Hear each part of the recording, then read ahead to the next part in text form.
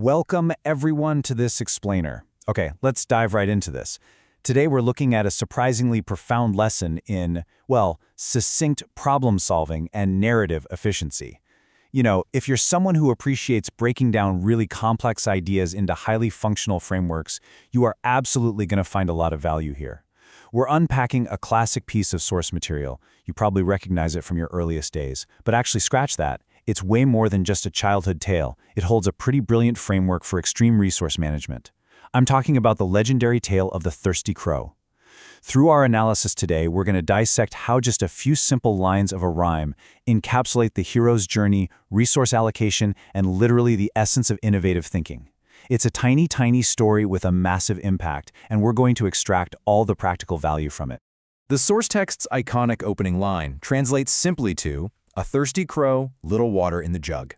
In just a handful of syllables, the source text hooks us by dropping us right into a high-stakes survival story. I mean, think about how modern stories often take, hours to establish their stakes. Not here. There's no long exposition, no tedious backstory about the crow's childhood or how he ended up lost in the desert. It's immediate. The protagonist is introduced and their fundamental existential threat is established in the exact same breath. It's a literal matter of life or death, right from word one, delivered with a directness that just absolutely commands your attention. Now, what's really interesting about this is how efficiently the text frames the protagonist's dilemma. We are looking at a severe, almost impossible mismatch between need and supply. Let's break down the two core components here. First, the stakes. They are absolute. Thirst represents biological survival itself, right? Second, the resources. Little water.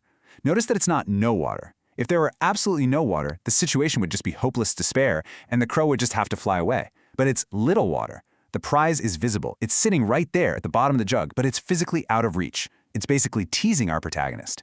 And this precise combination of high stakes and tantalizingly low resources, that is a perfectly compelling crucible for any hero. So I want you to put yourself right there in those feathers for a second. The water in the jug is low. What will the crow do? Take a moment to really consider the sheer difficulty of the physics here. Is it going to fly away in defeat, burning precious calories to search for an easier prize that might not even exist? Or will he exhaust his failing energy trying to tip over a heavy earthen jug, risking spilling those precious few drops into the unrecoverable dirt? No way. The tension here is palpable. This is a seemingly impossible situation that demands an intervention completely outside the box.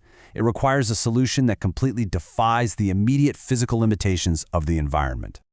And here is exactly where our protagonist's strategy shines. The text reveals the action, the crow dropped pebbles. But notice the specific cadence of the source material. It repeats the action. The crow dropped pebbles. The crow dropped pebbles. This repetition isn't just there to make it a catchy nursery rhyme. It's actually a vital, mechanical representation of the strategy itself. Real problem solving isn't always one giant cinematic leap, right? It's iterative. It's the rhythmic, relentless application of small, compounding efforts. Just think of the energy it takes to find a pebble, fly it to the jug, and drop it in. Drop by drop, pebble by pebble, the momentum builds. The protagonist commits entirely to the grind. And this brilliantly illustrates the scientific principle embedded in the story. We start with our core problem of little, unreachable water. Then we get the direct physical payoff. The water came up. It is pure, undeniable cause and effect. This is literally Archimedes' principle of fluid displacement in action, except it's conceptualized and executed by a bird. By deliberately altering the environment with the pebbles, the crow forces that environment to yield the resource. It's just a beautifully logical resolution to that agonizing dilemma we were exploring just a few moments ago. Let's move along and see how this builds into a very clean three-act structure. We can map out the literal, step-by-step process of the crow navigating this ordeal. Step 1 is our inciting incident and state of need, the thirsty crow. Step 2 is the rising action, the grind, the implementation of the strategy, dropping the pebbles. And finally, Step 3 is the climax and ultimate victory, drinking the water. It is an incredibly clean transition from a state of critical deficit to a state of absolute fulfillment. And you know what the most important part is? This transition is driven entirely by the protagonist's own agency and intellect. No one swooped in to save the day, the crow engineered its own salvation. But the source text doesn't linger on the victory. Instead, it delivers a remarkably efficient ending. The very moment the water is consumed, the text translates to, "The story is over." I mean, just think about the narrative efficiency we're witnessing here. There's no prolonged celebration, there's no victory lap, no sequel baiting for the next jug of water. The objective was survival. The objective was achieved, and therefore, the narrative ceases to exist.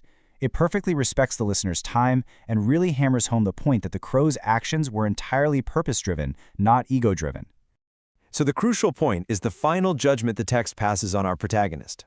As the story concludes, it repeats a specific phrase, labeling the crow as Hoshiar, which translates to smart or clever. Now, this isn't a title the crow was just born with, nor was it granted by some magical entity. It's a strictly earned title based entirely on the execution of an innovative solution to a dire problem. The source text deliberately makes it a point to label the crow after the action has been completed. The cleverness isn't assumed, it's empirically proven by the pebbles in the jug and the rising water. The action defines the legacy of the character. Which brings us to our final takeaway from this surprisingly profound piece of source material. We all face our own jugs with little water, right? Those seemingly insurmountable professional or personal problems where the resources feel entirely out of reach and the stakes are incredibly high. This text doesn't just tell us a bird got a drink, it actually provides an actionable framework for problem solving. So I want to leave you with this provocative question. What pebbles can you drop today to raise the water level on your own impossible challenges? Remember the iterative grind and the incredible ingenuity of the clever crow. Start small, be persistent, and force the environment to yield. Thank you for joining me for this explainer. I really hope this breakdown sparks some great ideas for you.